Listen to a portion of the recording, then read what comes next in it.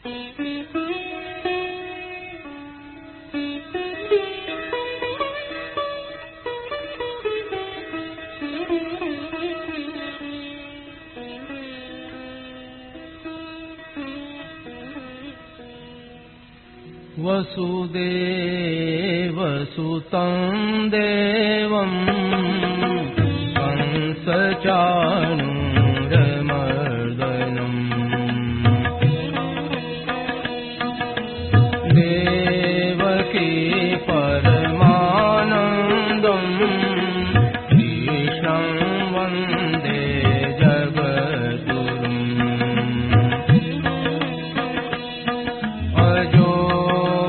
सन्नव्ययात्मा भूतानामीश्वरोऽपि सन्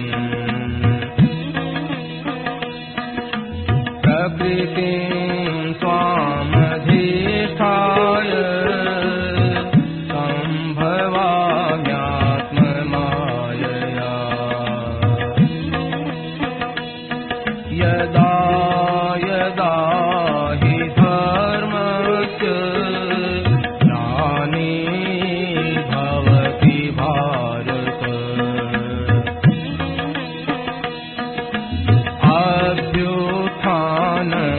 अभ्युत्थानमधर्मस्य तदात्मानं सृजाम्यहम् परित्राणाय साधूनां विनाशाय दुष्कृताम्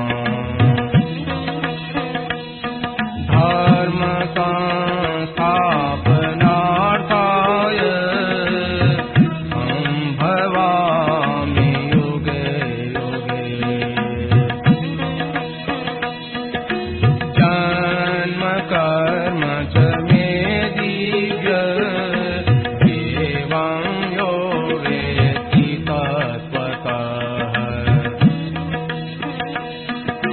त्यक्त्वा देहं पुनर्जन्म नैति मामेति सोऽर्जुन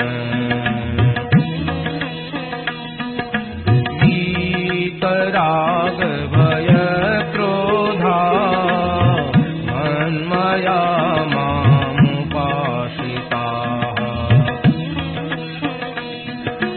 बहवो ज्ञानतपसा भूता मद्भावमागताः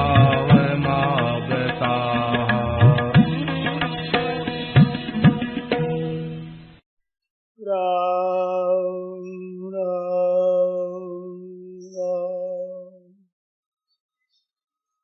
पराकृतमद्वन्द्वं परं ब्रह्मणराकृते सौन्दर्यसार सर्वस्वं वन्दे नन्दात्मजं प्रपन्नपारिजाताय तोत्रवेत्रैकपाणये ज्ञानमुद्राय कृष्णाय गीतामृतदुहे नमः वसुदेवसुतं देवं कंसचाणूरमर्दनं देवकी परमानन्दं कृष्णं वन्दे जगद्गुरुं वंशी विभूषितकरान्नवनीरदाभात् पीताम्बरादरुणबिम्बफलाधरोष्ठात् पूर्णेन्दुसुन्दरमुखादरविन्दनेत्रात् कृष्णात् परं किमपि तत्त्वमहं न जाने हरिः ओम नमो परमात्मने नमस्तु गोविन्दाय नमो नमः।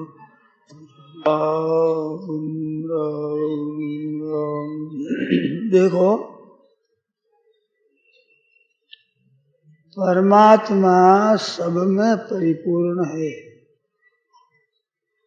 सब देश में, सब काल में, सब वस्तुओं में, संपूर्ण व्यक्तियों में, संपूर्ण परिस्थितियों में, संपूर्ण घटनाओं में, संपूर्ण क्रियाओं में एक समान परिपूर्ण है। उसकी प्राप्ति क्यों नहीं हो रही है, ये बहुत ध्यान देकर आप लोग सुने। आप हम जिनको जानते हैं कि ये नाशवान है, पहले नहीं थे और पीछे नहीं रहेंगे, ऐसे पदार्थों में जो हम आकृष्ट हो जाते हैं, इसमें उलझ जाते हैं, मोह कर लेते हैं, इस वास्ते वो सदा रहने वाला परमात्मा नहीं मिलता। सदा नहीं रहने वाली चीजों को हम जानते हैं, ये उत्पन्न और नष्ट होने वाली है। ऐसी चीजों का जो मोह भीतर है, आसक्ति है, आकर्षण है, ये यहाँ ही उलझा देता है। जैसे अगाड़ी परमात्मा विराजमान है, वहां तक हमारी वृत्ति नहीं जाती। ये बात खास। अपने जाने हुए असत का भी त्याग नहीं करते तो सत्य तत्व की प्राप्ति कैसे हो? जिसको आप हम जानते हैं कि असत है, पहले नहीं था, पीछे नहीं रहेगा, और अब भी प्रति क्षण नाश की तरफ जा रहा है। ये तीन बात। ये संसार दिखे जैसा पहले नहीं था और फिर ऐसा नहीं रहेगा, और अब भी नाश में ही जा रहा है। जितनी आयु हम लोगों की आ गई है, उम्र आ गई है, उतनी मौत नजीक आ गई। जीना हमारा दूर हो गया है। मन में तो ये हम जी रहे हैं, परंतु कृपा कर थोड़ा सा ध्यान दें, जी कहाँ रहे हैं? मर रहे हैं। मौत के दिन नजीक आ रहे हैं। जितना जितना हमारे और मौत में व्यवधान था ना, जन्मे उस समय में जितनी दूर हमारी मौत थी, उसमें जितनी उम्र आ गई है, उतने हम भगवान के नजीक में पहुंच रहे हैं। तो प्रति क्षण नाश की तरफ संसार जा रहा है।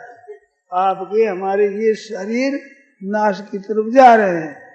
अब नाश की तरफ जाने वाले असत पदार्थों में उलझ जाते हैं, तो उन सब में रहने वाले सत्य तत्व को पहचान नहीं सकते। ये मूल बात है। मनुष्य समझता है कि मैं बहुत कुछ पढ़ जाऊं, बहुत कुछ जान लूं तो कल्याण हो जाए। बात ठीक है ये, परंतु मैं कहता हूं जितना जानते हैं उसको अगर काम में लें तो कल्याण हो जाए। क्या ये हम नहीं जानते हैं कि जो अभी जैसा शरीर है ऐसा आगे नहीं रहेगा? अभी जैसी ये परिस्थिति ये नहीं रहेगी। अभी पास में धन है, ये नहीं रहेगा। चाहे धन चला जाए, चाहे आप चले जाए, चाहे दोनों चले जाए, ये अवस्था रहेगी नहीं, ये परिस्थिति रहेगी नहीं। ये किसी भाई बहन से अपरिचित है क्या? क्या इसको हम नहीं जानते हैं क्या? और आप और हम रहने वाले हैं। ये है परमात्मा के साक्षात अंश, ईश्वर अंश, जीव अविनाशी, और ये सब है विनाशी। तो अविनाशी होकर विनाशी का आदर करके उसमें फंस गया है। ये ही अनर्थ का मूल है। इसका उपयोग करो, धन का उपार्जन करो, कुटुंब का पालन करो, दीन दुखियों की सेवा करो, अरक्षित अभावग्रस्त है उनकी अपने पास हो उसके अनुसार सेवा करो, सुख पहुंचाओ, और न्याय युक्त रुपये कमाओ, इनको भरण पोषण करो।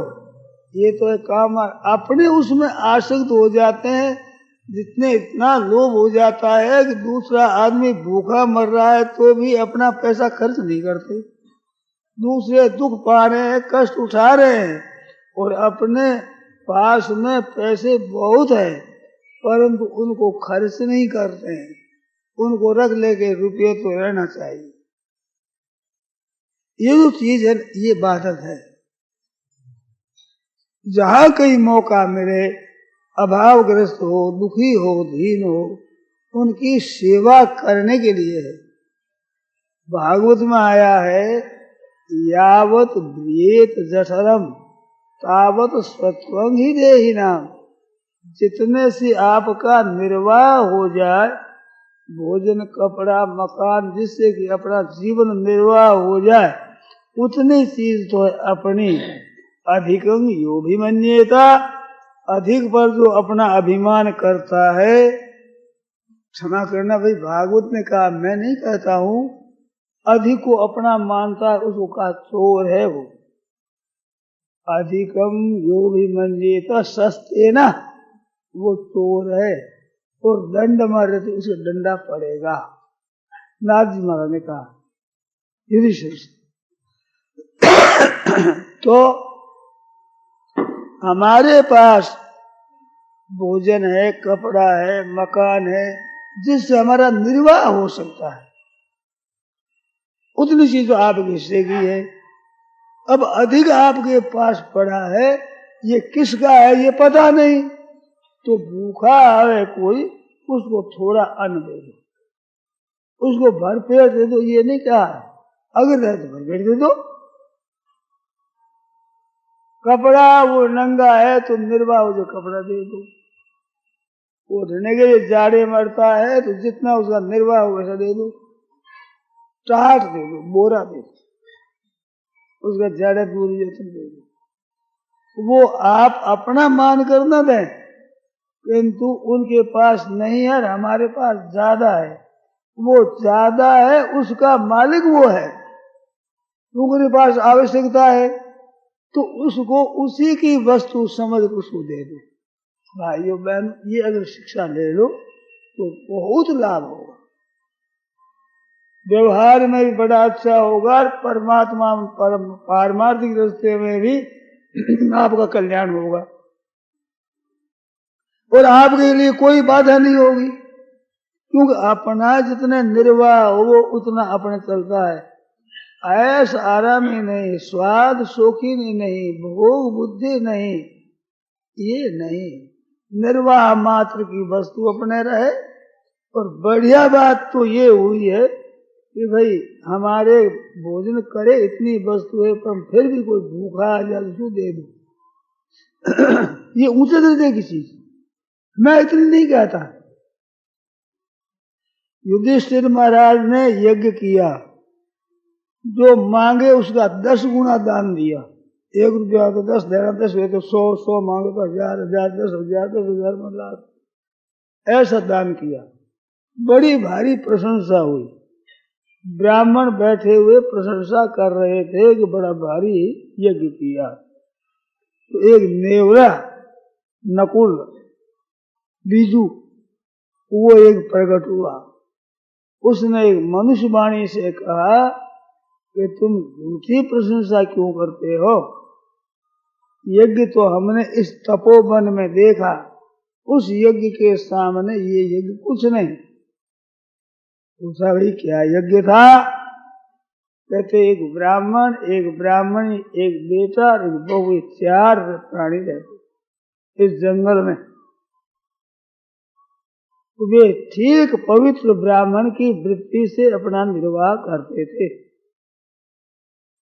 धान मंडी में नीचे गिर जाए उसको चुनकर ले लेना कपोत वृत्ति, और खेत में से वे खेती करने वाले काट करके ले जाए और पीछे जमीन पर कोई सिटी ऊमनी गिर जाए उनको बेन करके लाकर अपना निर्वाह करना, ये सिल वृत्ति है, सिलोंस वृत्ति।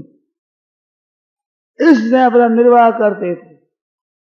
तो वो चारों ही प्राणी, परिवार का परिवार भूखा था कई दिनों का। फिर एक खेत में गए, वो जौ का खेत था, जौ काट करके ले गए, जमीन पर पड़े हुए कुछ उसकी सिटी ऊमी बाहर, वो उसमें थी, वो चुन करके लाए, ला करके और उसकी सतुआ बनाया। सतुआ ये लोग बनाते हैं ना, सातु जो चीनी और घी डाल करके, वो नहीं, सतुआ। वो क्या होता है, उन जौ आदि को भून लेते हैं, फिर आटा बना लेते हैं, उसको सतुआ कहते हैं। वो सतुआ बना करके और क्या भी भोजन करो। अब तो 4 प्राणी वे थे, तो उसके 5 पत्तल पड़ोसी। एक पत्तल होती है अतिथि की, अपना भोजन जितना बने उसमें से थोड़ा अतिथि सत्कार के लिए रखना चाहिए। ये गृहस्थों के लिए खास बात है। नहीं तो ब्रह्मचारियों का निर्वाह कैसे हो, वानप्रस्थों का और सन्यासियों का निर्वाह कैसे हो, अगर गृहस्थ न दे तो ये कायदा है, एक हिस्सा उनका है। ऐसे 5 पत्तल परोसी और फिर वो अतिथि को देकर भोजन करना। अतिथि को देने के बाद भोजन होता है यज्ञ शेषामृत भुजो यज्ञ श्रेष्ठास न संतो मुच्यन्ते सर्व किल्बिषैः। वो यज्ञ शेष होता है, बड़ा भारी पुण्य। वो महा अमृताशी का है मनु जी ने, वो अमृत है, बचा हुआ है ना, वो बचाया हुआ नहीं। दूसरों को देने के बाद में बाकी रह जाए, अवशिष्ट रह जाए, वो अमृत होता है। तो पहले अतिथि को दे दें और फिर वो भोजन हम करें, वो पवित्र होता है। खेतों में भी ऐसी रीति है कि पहला फल आता है, ब्राह्मणों को देते हैं, मंदिर में देते हैं, पीछे काम में लेते हैं। गाय भी खरीदी जाए तो पहला दूध ब्राह्मणों को, मंदिर में साधुओं को दे देना, फिर अपने दूध लेना। मकान बनाते हैं तो ऐसा एक धर्मालय का मकान बना दिया, ज्यादा नहीं है तो अपने घर के आगाड़ी 2 चबूतरा बना दिया जाता है, इधर उधर रात्रि में कोई आवे तो उस पर ठहर सके। ऐसा थोड़ा सा दूसरों के हित के लिए निकाल देना अनादि रीत हमारी चली आई है। तो 5 पत्तलें परोसी गई और अतिथि के लिए देखना चाहिए कोई आ जाए, एक गाय दूहे इतनी देर तक देखना, और वो नहीं आवे तो वो रख दिया और फिर अपने पा देना। तो ब्राह्मण देवता दरवाजे पर जाकर अपनी मामूली कुटिया उस पर जाकर देखा, एक ब्राह्मण दिखाई दिया कि महाराज भोजन करोगे? हाँ आइए। उनको आसन दिया, बैठा दिया और वो एक हिस्सा पत्तल परोस दी गई। अब परोस दी गई पर वो तो पा गए ब्राह्मण देवता। तो मालिक जो ब्राह्मण देवता थे उसने अपनी पत्तल भी महाराज को परोस दी, वो भी पा गए। तब वो ब्राह्मणी बोली अपने पतिदेव से, महाराज मेरे हिस्से का जो पड़ा है ना, अभी छुआ नहीं किसी ने, वहां से हिस्से ही किया, अलग पड़ा है, वो मेरे हिस्से का भी दे दीजिए। पति ने कहा देखो अतिथि सत्कार हो गया, गृहस्थ का ये नहीं कि उसको भरपेट ही दे, थोड़ा दे दो, वो अमृत शेष हो गया, कोई हर्ज नहीं। तो नहीं ऐसा नहीं, वो हट किया, बहुत हट किया, तो वो भी ब्राह्मण देवता ने दे दिया। लड़के ने आकर कहा मेरा दे दो। ब्राह्मण देवता के देखो बेटा तुम्हारी जवान अवस्था, हम तो बूढ़े हैं, अग्नि कमजोर हो जाती है, तुम्हारी भूख ज्यादा लगेगी, तुम भोजन कर लो, अपने धर्म का पालन हो गया। वो उसने हट किया कि माँ बाप भूखे बैठे मैं भोजन, ये होगा नहीं। दे पुत्र वधू ने जाकर अपनी सास के चरणों में प्रार्थना करी कि माता जी पिताजी को कह दो कि हमारे विषय बहुत कहा कि बेटा तूफान, छोटी अवस्था है, भूख लगती है, फिर नहीं। वो 5 ही पत्नी भागे में, और ये बड़े प्रसन्न हो गए कि आज बड़ा अच्छा हुआ, अतिथि सत्कार हो गया, हमारे धर्म का पालन हो गया। पेट के पालन की चिंता नहीं, धर्म के पालन की चिंता। आज धर्म पालन, इस मेरे चारों बड़े प्रसन्न हो गए। उनकी वो प्रसन्नता देख करके वो ब्राह्मण धर्मराज के नाम से प्रकट हो गए। धर्मराज थे, परीक्षा लेने के लिए आए थे और कहा कि मेरे पर आपने विजय कर ली, मैं हार गया, तुम जीत गए।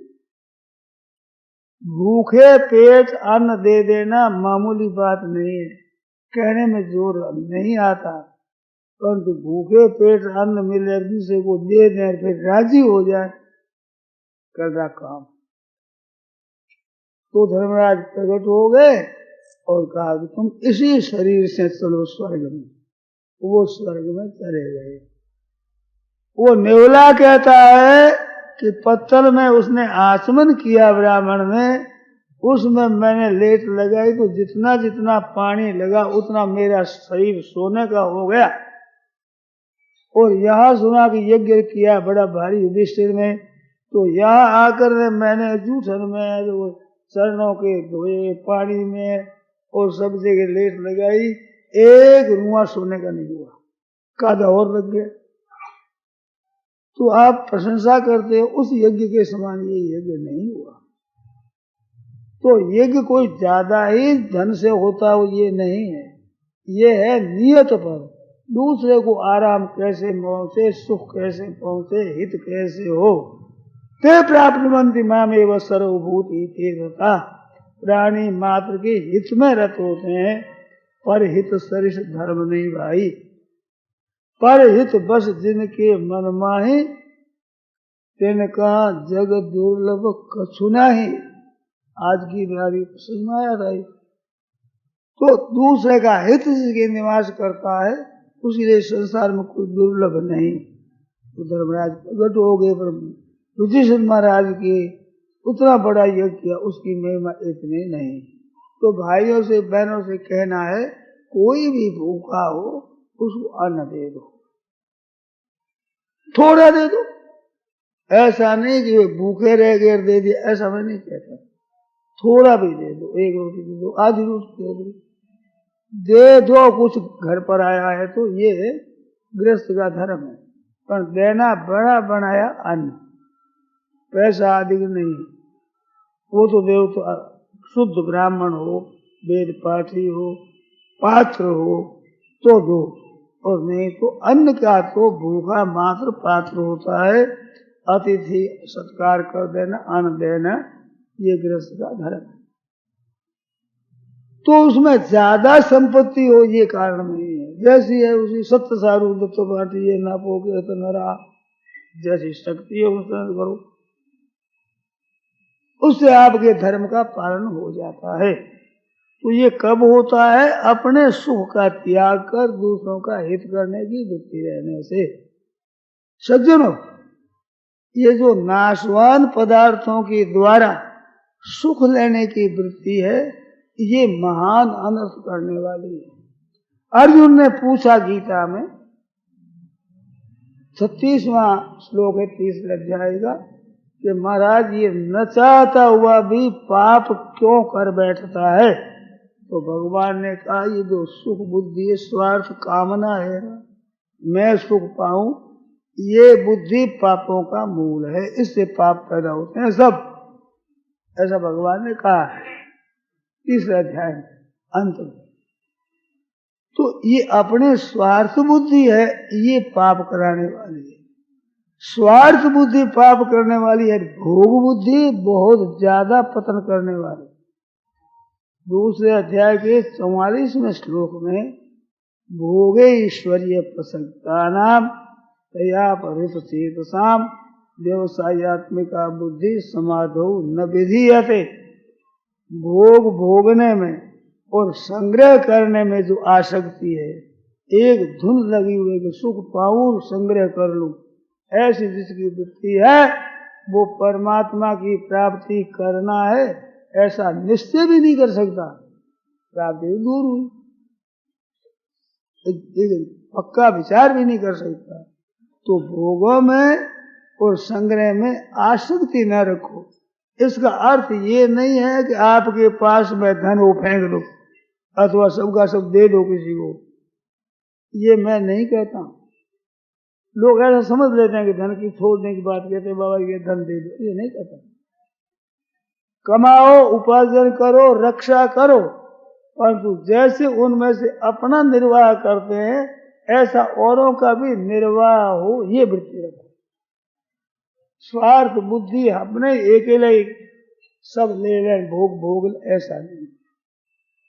तो ये संग्रह करना और सुख भोगना, इसमें जो हमारी एक धुन लगी हुई है, लाखों करोड़ों रुपये छोड़ करके मरते हैं तो उसकी दुर्गति होती है। तो ये धन है, संपत्ति है, ये हमारी अकेला भी नहीं है। घर पर कोई आ जाए तो उसको भी खाने के लिए थोड़ा अन्न दे दो, बना बनाया अन्न दे दो। इस अन्नदान को महादान बताया है, ये गृहस्थों के लिए काम की चीज। परंतु भोग भोगने की इच्छा है, बड़ा भारी अनर्थ करने की चीज।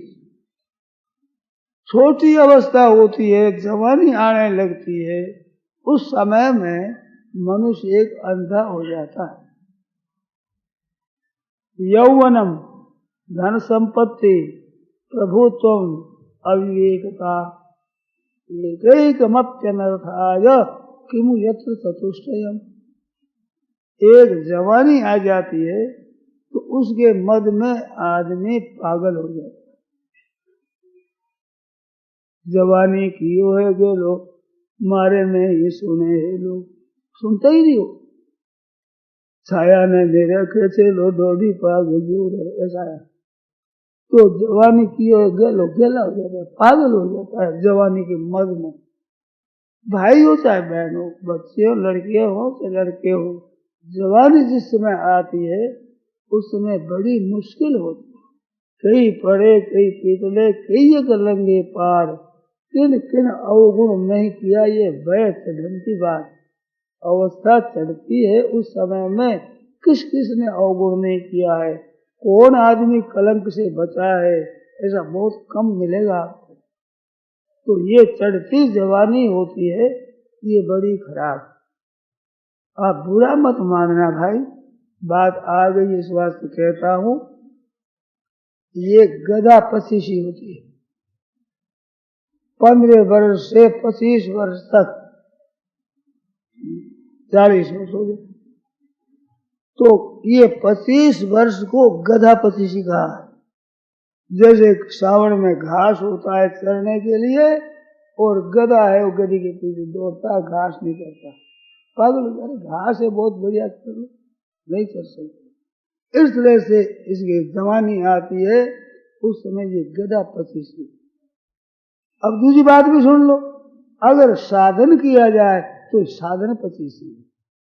पारमार्थिक भजन स्मरण और दान पुण्य सेवा आदि किया जाए तो ये 25 वर्ष साधन 25 है, बहुत बढ़िया है। सेवा कर सकता है, दूसरों को सुख पहुंचा सकता है, क्यों शरीर में बल है।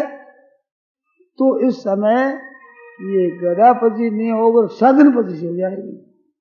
तो ऐसे लड़का लड़की से मेरा कहना है कि ऐसी अवस्था में जवानी आ जाए तो दूसरों को सुख कैसे हो, माता पिता बड़े बूढ़े उनको सुख आराम कैसे हो। जिन माता पिता से आप जन्म लेते हैं, पढ़ते हैं, उनकी सेवा नहीं करते, ये बड़ा भारी पाप है। कई कई लड़के कहते हैं कि माता पिता के तो स्वार्थ है, हम तो दुनिया की सेवा करेंगे। ऐसे लड़के विचार करते हैं, जवानी आती है ना, ऐसी बात होती है। हम ऋषि के स्वर्गा समझाया करते हैं तो जवान जवान छोरे आ जाते हैं, अरे कैसे आया कि मैं तो ऐसे माँ बाप को पता ही नहीं रहा, छिपक कर आ गए। अरे माँ बाप की सेवा करोगे, माँ बाप तो स्वार्थी है, हम परमार्थ करेंगे, दुनिया की सेवा करेंगे, ऐसे आते हैं। तो कई बार काम पड़ा, उनको रखा है, ठिकाना पूछकर माँ बाप को खबर दी है कि वो लड़का यहाँ है। वो बेचारे ढूंढते फिरते हैं, अखबारों में निकालते हैं, कष्ट उठाते हैं, अरे वो छोरा मानते ही। तो ये बड़ी उद्दंडता है। दान करने का उसको अधिकार है जो कर्जा पहले चुका दे। माँ बाप का कर्जा तो चुकाया ही नहीं और दान देने को चले, सेवा करने को चले। अरे माँ से कितनी सेवा ली है, उस माँ की प्रसन्नता लो, बदला कोई उतार नहीं सकता। माँ जैसी सेवा करती है वैसा सेवा करने वाला कोई है नहीं। मात्रा समम नास्ति शरीर पोषणम। तो क्या करो, सेवा करो, उनकी प्रसन्नता लो, तो बदला नहीं उतार सकते, किंतु माफ हो जाता है। माँ खुश हो जाती है, प्रसन्न हो जाती है, आशीर्वाद देती है, बालक का बड़ा भला होता है। तो लड़का लड़कियों से कहना है कि बड़ों की सेवा करो, उनकी प्रसन्नता लो। परंतु इसमें एक पागलपना आ जाता है, तो वो सेवा तो दूर रही, भोग भोगने में लगता है। भोगा में भी निषिद्ध रीति से। कलयुग आने पर गोस्वामी लगे नहीं माने ही को अनुजा तनुजा। घोर कलयुग में ये बहन है मेरी छोटी, अरे बड़ी कन्या है, अपनी पुत्री है, अपने भाई की पुत्री है, ये भी मानेंगे नहीं, मान न सकेंगे। कलयुग के प्रवाह में बहकर अधर्म करने वाले धर्मात्मा आदमियों को पता है, पर पापात्मियों को पता नहीं। हमें चयन करने से मतलब किसकी चाची ताई है, ताई ताई किसकी, हम तो चयन करना, मौज करनी। धन कलयुग महाराज आपने लीला अजब दिखाई, बड़े बड़े अनर्थ होते हैं। तो एक तो जवानी आती है, तब ये पागलपना छा जाता है, और पास में पैसे अधिक होते हैं, उसकी भी एक विलक्षण गर्मी होती है। उस गर्मी में आकर के भी आदमी पागल की तरह हो जाता है। भगवान ने अधिक धन दिया है तो निर्धनों की सेवा के लिए दिया है, ये पागलपने के लिए नहीं दिया है। अपने भोग भोगने में रात दिन लगते हैं, तो दो चीज, एक धन संपत्ति, एक जवानी, और एक प्रभुत्व हो जाए, हाथ में रुपये आ जाए, 10,000 20,000 लाख रुपये हमारे हस्तगत हो जाए, धन संपत्ति, प्रभुत्व, मालिक बन जाए। तो वो मालिक बनने पर भी नशा कम नहीं होता। ऐसा को जन्मा जग माही, प्रभुता पाय ताहि मद नहीं। प्रभुता मिलने पर भी प्रभुता घमंड नहीं होता। लक्ष्मण जी ने कहा है कि आज भरत ने अपनी मर्यादा छोड़ दी, ये दोनों भाई दल बटोर कर आए हैं, अब राम जी पर विजय कर लेंगे, सदा राज्य करेंगे। ऐसे बिगड़े हैं लक्ष्मण जी। भगवान ने कहा है भरत न हुए मान मद, विधि हरि हर पद पाए। भरत को मद नहीं होगा। कबूल सीकरी कांजी की सीकर समुद्र है, समुद्र एक दूध का, उसको भर नहीं गया।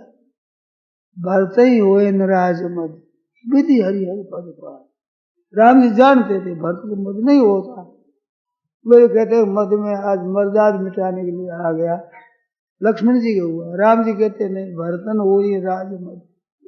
तो जो पाचन कर लेता है ना, उसको मद नहीं होता।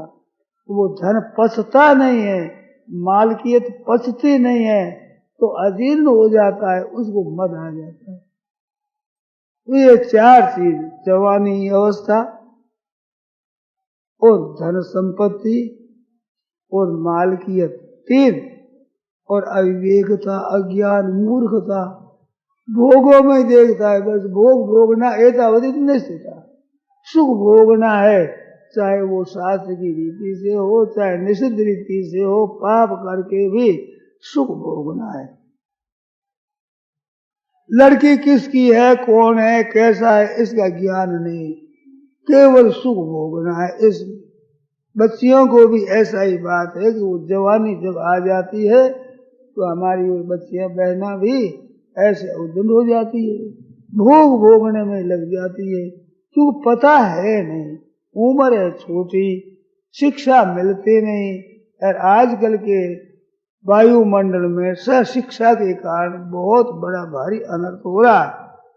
तो बहनों से, भाइयों से, सज्जनों से कहना है कि आप जरा ये पतन की तरफ जाते हुए समाज को रोको, थोड़ा सा ठीक करो, कर सकते हो तब तो, नहीं तो महाराज बड़ी बुरी दशा होगी।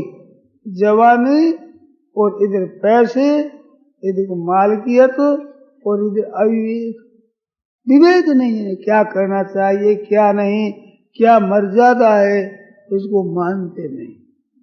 कलयुग में वर्ण धर्म नहीं आश्रमचारी, श्रुति विरोध रत सब नर नारी। वर्ण धर्म नहीं मानते, आश्रम धर्म नहीं मानते, वेदों को शास्त्रों को पुराणों को नहीं मानते, श्रुति विरोध रत, इनके विरोध में लग जाते हैं। ऐसे कलयुग का प्रभाव पड़ जाता है, वो कलयुग में बह गए।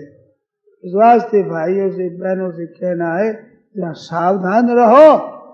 जैसे जाड़े के दिन आते हैं तो सावधान रहो, कपड़ा ओढ़ते भूल से भी कहीं रात्रि में कपड़ा ओढ़ जाए तो वो महाराज जुकाम हो जाता है, जाड़ा लग जाता है। ऐसे आज अच्छे अच्छे घराना में जो वैष्णव घर है, पुरानी रीति से पारमार्थिक उपासना करते हैं, भजन ध्यान सत्संग करते हैं, ऐसे घरों के छोकरों को भी हवा लग गई। आजकल की ठंडी में से हवा लग जाती है तो बीमार हो जाते, ऐसे कलयुग की हवा लग गई है।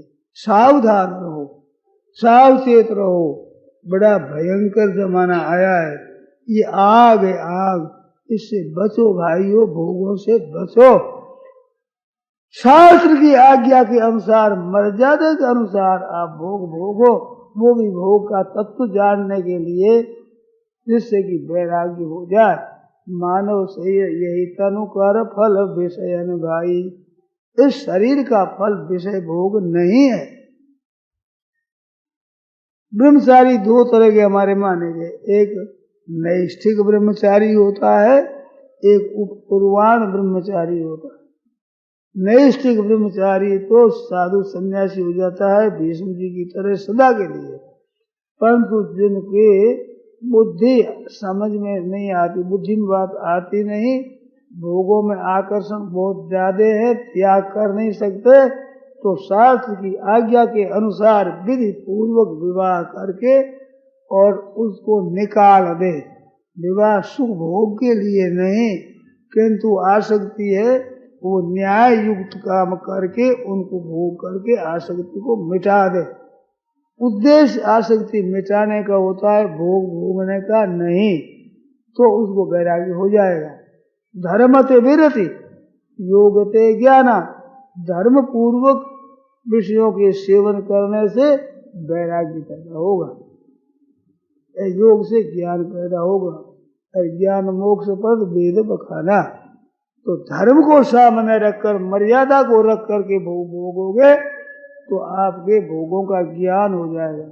पर निषिद्ध रीति से अगर भोग भोगने लग गए तो महान अनर्थ होगा, बुद्धि भ्रष्ट हो जाएगी, ज्ञान नहीं होगा। इस वास्ते भाइयों से बहनों से लड़का लड़कियों से मेरा निवेदन है कि आप थोड़ा सा ध्यान रखें, अपना धर्म क्या है, अपना कर्तव्य क्या है, अपने कुल की मर्यादा क्या है, उस मर्यादा के अनुसार चलो तो आपका लोक और पुल्लोक दोनों सुधरेगा। नहीं तो इस चढ़ती जवानी में शरीर को बहुत खराब कर देते, छोरा छोरी दोनों, वो इतनी बीमारी लग जाती है, फिर जवानी और वृद्धावस्था दूर रही। कभी कभी मैं तो हंसता हूँ, कहता हूँ कि ये छोरा छोटे छोरा थे और जवानी को भूल गए, बूढ़े हो गए, सीधे छोटी अवस्था ही बूढ़े हो गए, भोगों में अपने शरीर का नाश कर लिया। महाराज जवानी भूल गए, बीच में जवानी को भूल दी, सीधे ही बूढ़े हो गए। जवान जवान लड़कियां लड़कियों को रोग हो जाता है, वे ठीक तरह से काम कर नहीं सकते। हमारी पुरानी माताएं बहुत वृद्ध होने पर भी काम करती थी, पाचन होता था अच्छा। आज जवान जवान लड़कियां भी बीमार हो जाती, पाचन नहीं होता। निषिद्ध रीति से भोग भोगने से शरीर बहुत नष्ट होता है, विशेषता से नष्ट होता है, और रोग इतने आकर के घर कर देते हैं, दवाई आदि से मिटते नहीं, संयम से मिटते हैं। संयम रखो, अपने इंद्रियों को वश में रखो, ये टॉर्च होती, बिजली बत्ती होती है ना, ऐसे प्रकाश होता है तो उसका प्रकाश दूर तक जाता है। वो बंद करके उसी को निकाल दो, लट्टू ऐसा कर दो, उसका प्रकाश नहीं जाएगा। ऐसे संयम किए हुए की दृष्टि बड़ी दूर तक जाती है, और ऐसे भोग भोगते रहते कि दृष्टि नष्ट हो जाती है, शक्ति नष्ट हो जाती है, बुद्धि भ्रष्ट हो जाती है। क्या पाप और पुण्य है इसका पता ही नहीं रहता। शास्त्रों ने कहा है, मात्रा स्वस्था दुहित्रा वा न विमुक्ता समोहित बलवान इंद्रिय ग्रामो विद्वांसमपि कर्षति। माँ हो, जवान लड़का है, माँ के साथ में भी एकांत में न बैठे। बहन माँ जाइए, उसके भी दोनों जवान है तो एकांत में न रहे। बेटी है जवान है, उसके साथ भी एकांत न बैठे। कितनी बात की। मात्रा स्वस्था दुहित्रा वा न विभक्ता समोहि। क्यों? बलवान इंद्रिय ग्राम, ये इंद्रिय समूह बड़ा बलवान है, बड़े बड़े समझदार को भी खींच देता है। यत तो ये भी कौन्तेय पुरुषस्य विपस्थित, यत्न करता है और पढ़ा लिखा समझदार है।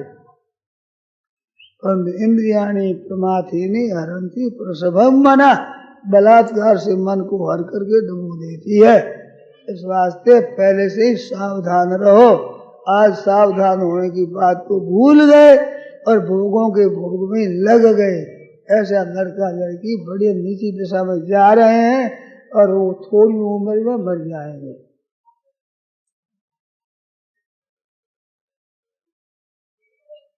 उम्र नष्ट हो जाएगी।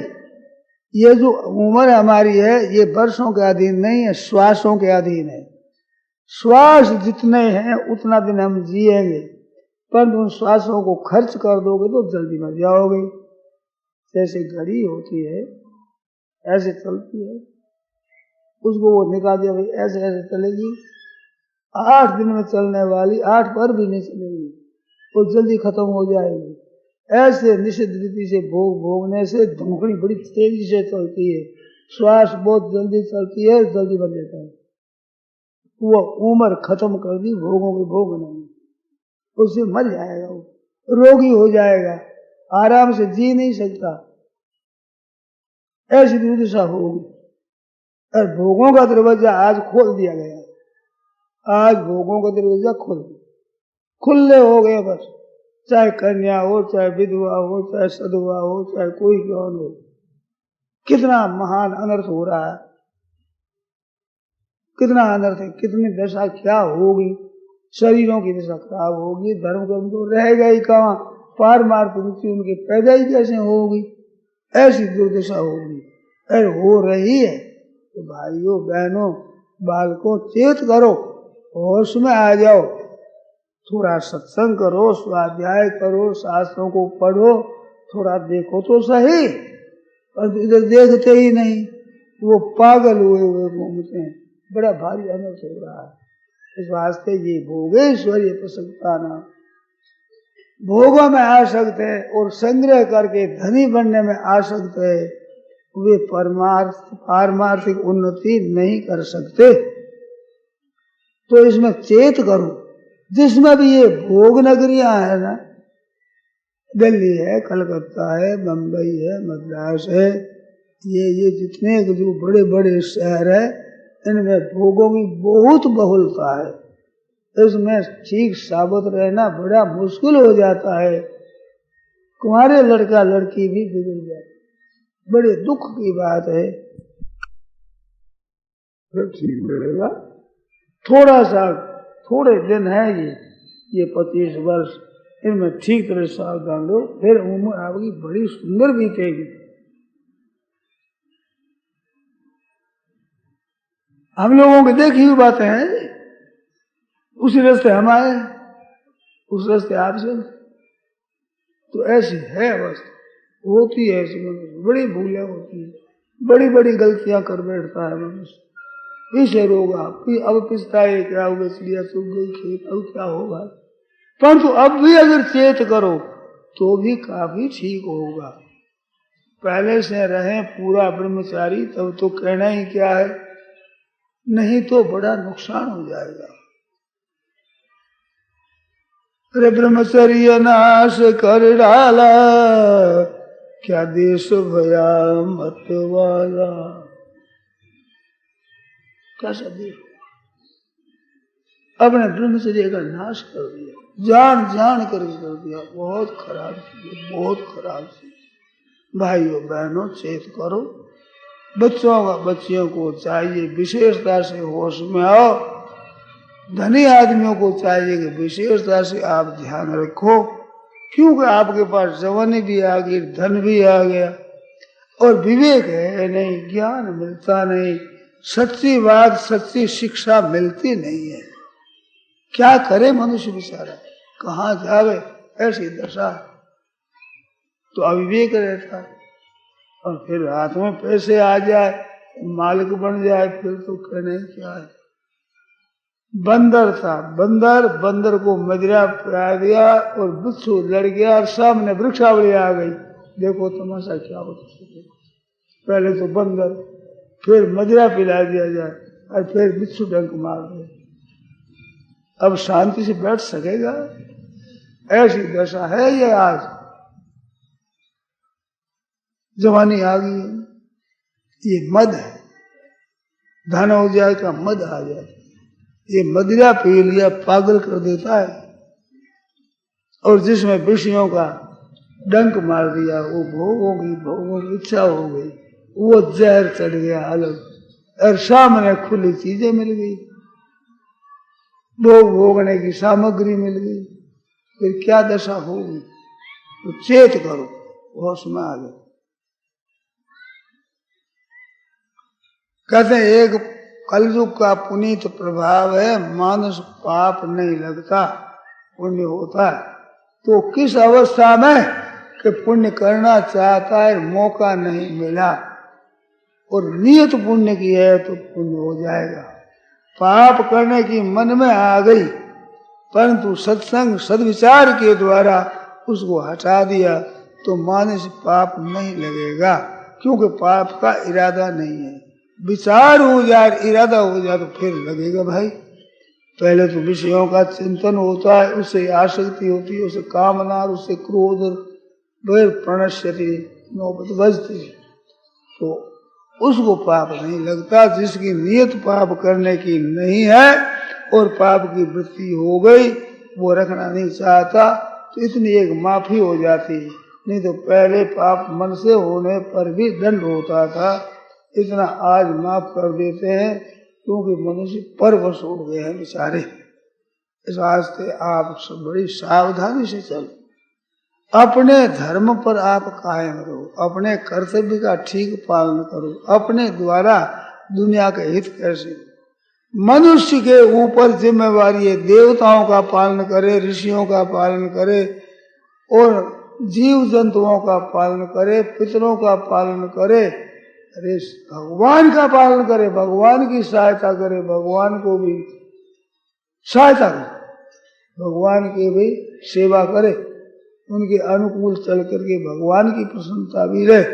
ये मनुष्य में शक्ति है, ये शरीर देवताओं में नहीं है, पशु पक्षियों में नहीं है, नारकी जीवों में नहीं है। ऐसी शक्ति आपको हमारे को मिली है, तो इसके द्वारा दूसरों का हित कैसे हो। सर्वभूत हिते रता, इसकी बड़ी भारी आवश्यकता है। तो भाइयों बहनों, बड़ा सुंदर अवसर मिला है। ये कलयुग समयुग आन नहीं, जो नर कर विश्वास, गाय राम गुण गण विमल, भवतरु विनय प्रयास। कलयुग का बड़ा सुंदर मौका है, इसमें थोड़ा भी पुण्य बहुत ज्यादा होता है। कारण के इसमें धर्म है, सत्य पालन है, भगवत भजन है, इसकी कीमत बहुत है। देखो व्यापारी आदमी ठीक समझ लेंगे, आपके रुपया मन, 1.5 रुपया 2 रुपया मन में अनाज खरीदा, बहुत अनाज था, रुपया 1.5 रुपया 2 रुपया मन में अनाज खरीदा, हजारों मन आपके पास है, और 30 रुपये 35 रुपये 40 रुपये मन हो गया, तो लोग कहते हैं बाजार बड़ा खराब हुआ। परंतु जिसके 40-50 मन पास में संग्रह है वो कहता है कि बाजार खराब हुआ। खराब किसके लिए? अन्न की रोजाना जरूरत तो महंगा हो गया और पास मन है नहीं। परंतु रुपये मन 1.5-2 रुपये मन में लिया हुआ हजारों मन पड़ा हुआ है, उसके लिए खराब हो गया समय। तो आज सतयुग में राम इतना कहने में समय लगता था, उतना समय ही आज लगता है कलयुग में। तो कलयुग में पूंजी तो खर्च उतनी होती जितनी सतयुग में होती थी, परंतु आज राम नाम की महिमा कलयुग के भाव से होगी तो कितना मुनाफा होगा बताओ। मिलता है सतयुग भाव से और कीमत से होती है कलयुग के भाव से, जहाँ भजन लोग करते ही नहीं। माला माल होने का समय है सज्जनों, कलयुग युग आना नहीं, वैसा दूसरा युग नहीं। कितनी बढ़िया बात, राम राम राम राम राम राम राम राम।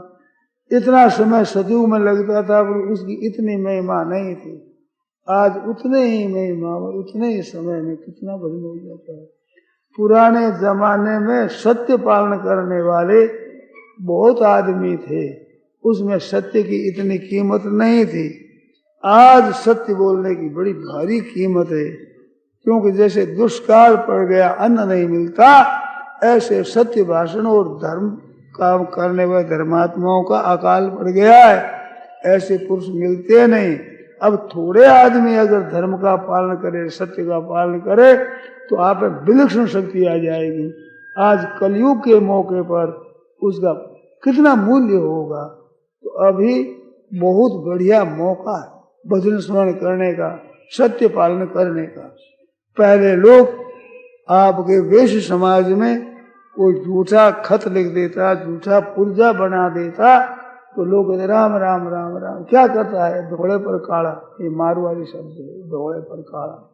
मन सफेद कागज के ऊपर काला लिख दिया झूठा, तो धोड़े पर काले का अर्थ होता है गाय के गले में छुरी।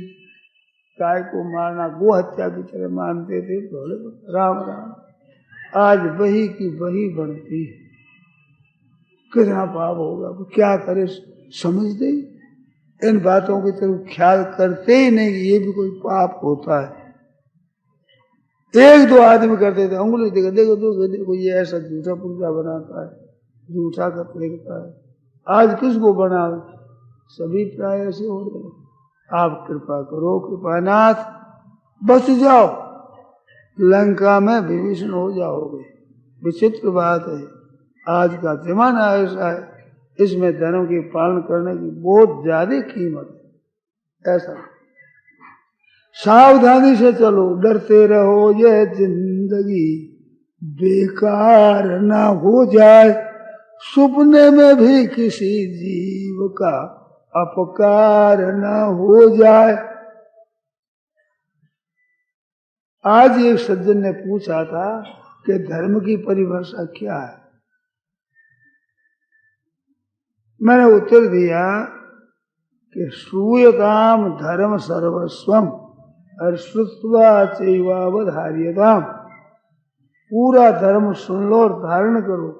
आत्मना प्रतिकूलानि परेशान न समय चले। आपके लिए जो आचरण बुरा लगता है वो औरों के लिए भी बुरा है, औरों के साथ ऐसा आचरण मत करो। आपको झूठ बोल कर ठगता है बुरा लगता है, तो आप भी झूठ बोल ठगो मत। पराया हक आपका कोई चोरी कर ले, हक ले ले, बुरा लगता है, तो आप भी दूसरे की बुराई मत करो। बुरा हक आपका नहीं वो मत लो। आपको कोई गाली दे तो बुरी लगती और वो गाली मत दो। आपका अपमान करे बुरा लगता है तो और का अपमान मत करो। ये धर्म का पालन हो जाएगा। अपने पर कसौटी कस के करो। आप जैसा चाहते हो वैसा बर्ताव आप नहीं कर सकते, परंतु नहीं चाहते हैं वैसा बर्ताव और के साथ में मत करो, धर्म का पालन हो जाएगा। इतनी बात। तो ये बात अभी समझ करके काम में लाने की है और भगवान को याद रखने, प्रभु का स्मरण करो। चलते फिरते उठते बैठते उसको पुकारो, उसके पुकारने से सद्बुद्धि होती है। सच्चे हृदय से, कपट से नहीं, दम्भ पाखंड से नहीं, हृदय से पुकारोगे तो बुद्धि शुद्ध होगी, इसमें संदेह नहीं। अच्छा सत्संग करो, उससे बड़ी शुद्धि होती है। परंतु आज धन के कमाने में झूठ कपट की परवाह नहीं करते। थोड़ा सा ध्यान दें, आप धन कमाने के लिए झूठ कपट, बेईमानी, ठगी, धोखेबाजी, विश्वासघात करते हैं, धोखा देते हैं। तो धन धोखा देकर, झूठ कपट करके, शेयर टैक्स, इनकम टैक्स की चोरी करके धन इकट्ठा किया, वो धन तो रहेगा बैंकों में, अलमारियों में, बक्सों में, और वो पाप रहेगा भीतर अपने मन में, अंतःकरण में। मरोगे तो धन में तो कोड़ी एक साथ चलेगा ही नहीं, और पापों में कोड़ी एक पीछे रहेगा नहीं। धन के बदले में पाप कमा दिया, साथ में चलने की पूंजी का नाश कर दिया, कितना अनर्थ हो गया। नाशवान धन के लिए अपने अंतःकरण को गिरा दिया। शिवी दधीचि हरिचंदन नरेशा, सहे धर्म हित कोटि कलेश। धर्म के लिए क्लेश सह लिए, पर धर्म का नाश नहीं होने दिया। आज पैसों के लोभ में आकर धर्म को स्वयं तिलांजलि दे देते हैं, अधर्म का आचरण कर लेते हैं, झूठ कपट कर ठगी कर लेते हैं। क्या हुआ कि होश नहीं है, विवेक नहीं है कि इसका फल कितना भयंकर होगा हमारे लिए, इस तरफ वृत्ति नहीं, ऐसी शिक्षा नहीं है, शास्त्र नहीं है। तो भाइयों बहनों से कहना है, आप सत्संगी हो, सत्शास्त्र पढ़ते हो, सुनते हो, रामायण गीता आदि का अध्ययन करते हो, तो इनमें थोड़े से गहरे उतर करके पालन करो। पापों से बचो, अन्याय से बचो, अधर्म से बचो, मर्यादा रखो, मर्यादा उल्लंघन मत करो, नष्ट मत करो। धर्म एव हतो हन्ति, धर्मो रक्षति रक्षिता। धर्म की आप रक्षा करो, आपकी रक्षा हो जाएगी, और नहीं तो भाई पाप है तो नष्ट करेगा आप। गांधारी के 100 बेटा थे। युद्ध के समय दुर्योधन जाकर माँ से कहता कि माँ तू मेरे को आशीर्वाद दे दे, मेरी विजय हो जाए। माँ है वो माँ, माँ के समान कोई नहीं होता संसार में। वो भी कहती है, बड़ी पति प्रथा महाराज, पति को सुख नहीं आंखों का, उसने आंखों रहते हुए पट्टी बांध ली। नेत्रों का सुख पति को नहीं है तो मैं लूंगी ही नहीं, ऐसी पति प्रथा। सूझ देखो आप भारतीय स्त्रियों की सूझ, उसने आशीर्वाद नहीं दिया कि तेरी विजय हो। विजय तो भाई धर्म की होगी। ये बात उस समय कही जब सब बेटा मर गए, 100 बेटा मर गए, 100 बहुआं रो रही है, सास उनके साथ में है। किसी की भाई ऐसी दशा हो, बेटा मर जाए बहू रोती हो, तो क्या माँ की दशा क्या होती है। उसे सास 100 बहुआं रो रही है, और उसे युद्ध स्थल में गई, अपने अपने पति को पहचानो और सती हो जाओ। वो पहचानने में गई, वो रो रही है। उस समय गुस्सा आया, किसको? गांधारी को। युधिष्ठिर ने 4 नमस्कार किया, वो ताई थी ना, बड़ी मां, नमस्कार किया तो उनके यहां से नेत्रों से थोड़ी दृष्टि लगी, नख जल गए, युधिष्ठिर के नख जल गए। अर्जुन तो भगवान के पीछे हो गए, कृष्ण भगवान भी साथ में थे। उस समय में कृष्ण भगवान ने कहा, या तो क्या कहा, देख गांधारी, इन पांडवों को शाप मत देना, तेने दुर्योधन को वरदान नहीं दिया, उस समय में होश रखा कि धर्म की विजय होती है तो इनका दोष नहीं है, इनको शाप मत देना। शाप नहीं दिया, परंतु गुस्सा आया तो गांधारी ने कहा कि मेरे वंश का नाश देने के लिए तेरे वंश का भी नाश हो जाएगा। तो ठीक है माता, बहुत अच्छा, ठीक होगा। तो भगवान खुद भी जैसे ही चाहते थे, साफ दिया। तो वो यहाँ बिजली आई पड़ी, वहां पर कटकी कटे पड़ी कटे, ऐसी दशा हुई। तो गांधारी मां होते हुए भी कहते बेटा धर्म की विजय होगी। कितनी विलक्षण, कितनी विलक्षण, मोह में नहीं फंसी, मोह में आकर नहीं कहा। तो पक्षपात न कर, मोह में न फंस करके और पाप मत कर लेना भाई। धन के लोभ में आकर पाप करोगे, वो पाप आपके साथ चलेगा, धन यहाँ रहेगा। उससे अपनी निर्धनता बड़ी अच्छी, शरीर हृष्ट पुष्ट दिखता है पर सूजन आया हुआ है, शोथ आ गया, मोटा दिखता है। उसकी अपेक्षा कृष है पर निरोग है, वो ठीक है। दिखने में तो कृष दिखता है ऐसा, पर निरोग है। ऐसे आपके पास धन नहीं है परंतु धर्मात्मा है तो आपकी कृष्णता अच्छी है। और धन ज्यादा हुआ और पाप करके भूला हुआ, वो रोगी है, शोथ है, शोथ, सूजन आया हुआ है, वो बड़ी दिखती है परंतु सूजन है, रोग है। तो उस रोग से निरोग आदमी, कृष्ण तो अच्छा है, ये रोग नहीं है। तो ये धन है, महान रोग है। इसका अर्थ ये नहीं धन मत कमाओ, धन मत रखो, फेंक दो, ये अर्थ नहीं कहता हूँ। अन्याय मत करो, पाप मत करो, लोभ में आकर के, और धोखा मत दो, विश्वासघात मत करो, इससे सावधान रहो। और धन होना है तो हो जाएगा, नहीं होना है तो नहीं होगा। लोगों के वहम है कि पाप से धन पैदा होता है, धन पाप से नहीं होता। निष्पाप है निष्पाप धन है, पाप है धन है, और निष्पाप है निर्धन है, निष्पाप है धन है। चारों को तो मिलेगी। पाप करता है धनवान है, पाप करता है नहीं, कटिपट नहीं, पेट अघाई है दशा। और धर्मात्मा है बहुत दरिद्री है, धर्मात्मा है धनवान है। ये चारों बातें देखने में आती है। ये पूर्व के किए हुए कर्मों के अनुसार धन संपत्ति है, अब करोगे इसका फल आगाड़ी होगा पीछे, ये पुराने कर्मों का फल है। इस वास्ते आप सावधान रह करके मनुष्य ही प्राप्त किया है तो धर्म सहित अपना आचरण करो, भगवान को याद रखो और भजन में लगो और धर्म का पालन करो। आज झूठ कपट करके धर्म चाहते हैं, ये गलती है। नारायण नारायण नारायण नारायण नारायण नारायण काल हरे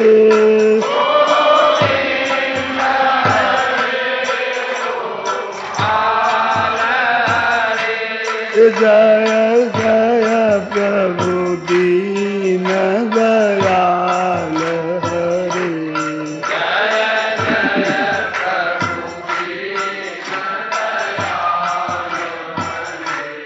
गोविंद हरे गोपाल हरे बाबा जय जय प्रभु दीन दयाल हरे। जय जय प्रभु दीन दयाल हरे। गोविंद हरे गोपाल हरे गोविंद हरे गोपाल हरे।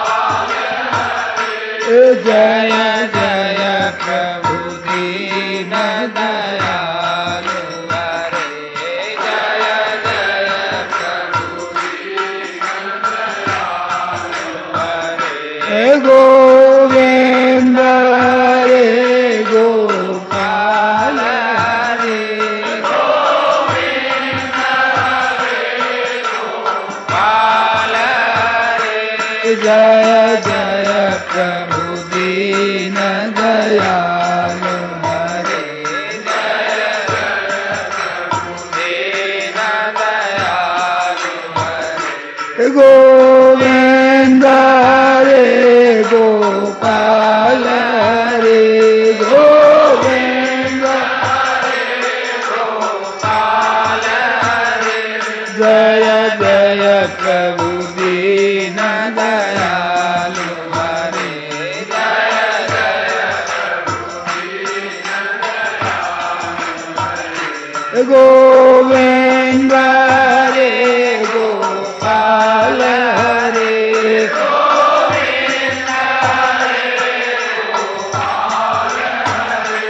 जय जय प्रभु दीन दयालु हरे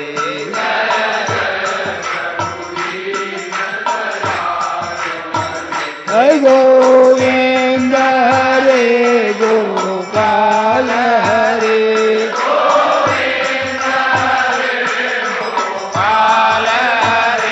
जय जय प्रभु दीन दयालु हरे जय जय गोविंद रे गोपाल वाह वाह जाओ जय जय प्रभु दीन दयालु हरे गोविंद रे गोपाल हरे जय जय प्रभु दीन दयालु हरे गोविंद रे गोपाल हरे वाह वाह जय जय प्रभु दीन दयालु हरे गोविंद रे गोपाल हरे जय जय प्रभु दीन दयालु हरे गोविंद रे गोपाल हरे जय जय प्रभु दीन दयालु हरे गोविंद रे गोपाल हरे जय जय प्रभु दीन दयालु हरे गोविंद रे गोपाल हरे जय जय प्रभु दीन दयालु हरे गोविंद रे गोपाल हरे जय जय जय प्रभु दीन दयालु हरे गोविंद रे गोपाल हरे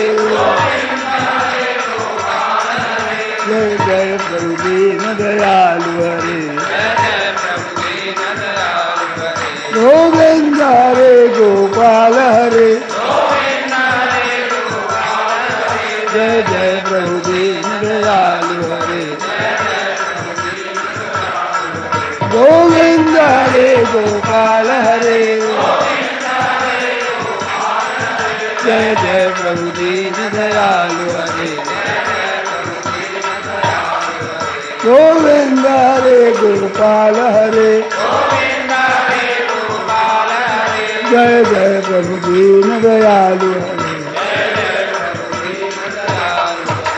सियावर रामचंद्र की जय मोर मुकुट बंसी वाले की जय नारायण।